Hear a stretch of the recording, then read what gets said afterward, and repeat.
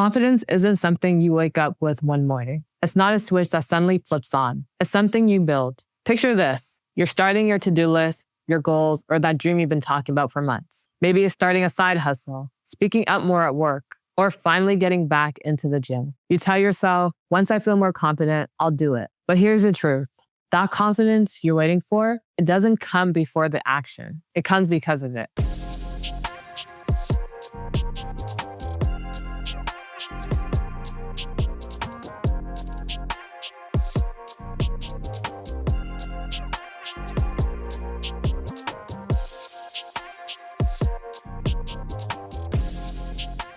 I'm Nirra Fields, 3-time Olympian and tech sales professional.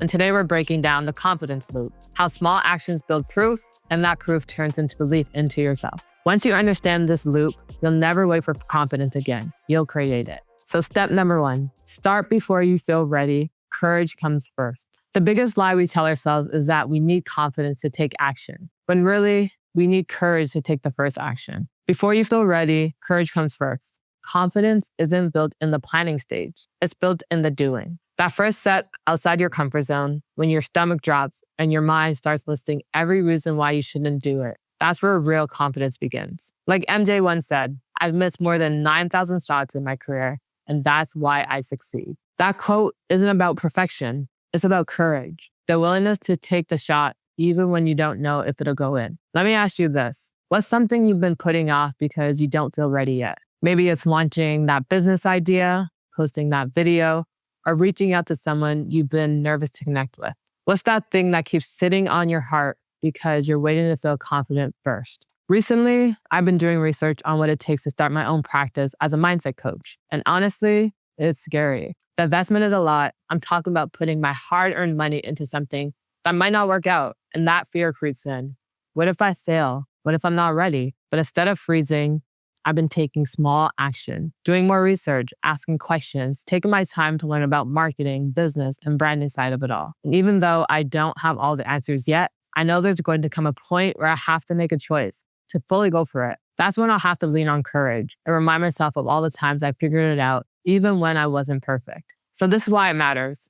Courage is a bridge between fear and confidence. You don't get to skip the fear, you walk through it. Every time you act before you're ready, you're teaching your brain a powerful lesson. I can do hard things even when I'm uncertain. So don't wait for the confidence to show up. Create it. Do one thing this week that scares you a little. Send that email, post that video, sign up for that class. Because the truth is, courage comes first, confidence comes second. So step number 2, collect the proof. Remember what you've already overcome. Confidence doesn't come from hype. It comes from evidence. And the strongest evidence you'll ever have is your own story. When you're facing something new, something uncertain, your mind starts to panic. You think, what if I can't handle this? What if I fail? But that's when you got to pause and look back, because proof already exists. You've overcome before, and that's your evidence that you can overcome again. Let me ask you something. When was the last time you reminded yourself of all the things you've already survived? Think about a time when you doubted yourself, when you were scared, or when you didn't see a way out and still you made it through. You've done hard things before. Why would this be any different? This is something I used to do all the time as an Olympic athlete. Whenever I played in the Olympics, especially against teams like Team USA, fear was real. I get in my head before the game thinking, what if I fail? What if I break under pressure? What if I'm not enough? But before I tip off, I take a deep breath and remind myself of what I've already overcome. I remember growing up in poverty, those days when I wasn't sure what was next. I remember being the only girl in a home with 6 boys, constantly being pushed, tested, and fighting to prove I belonged. I remember every single struggle that tried to break me, but didn't. Because if I can overcome that, hunger, fear, survival, then I could handle a basketball game. And that mindset, that memory of what I already conquered, gave me the proof I needed to believe I could overcome whatever challenge was in front of me. So this is why it matters. Confidence isn't built by pretending you're fearless. It's built by remembering that you faced fear before and you didn't quit. Every struggle, every setback, every obstacle you overcome is a receipt of your strength. When you collect that proof, fear loses its grip because you start to see yourself clearly again. Capable, resilient, and powerful. Here's what I want you to do this week. Write down 3 moments in your life when you overcame something and thought you couldn't. Keep that list close The next time fear tries to tell you that you can't, read it and remind yourself that you already have. Step 3, reinforce the belief. Keep the promises you make to yourself. Confidence isn't built in the mirror.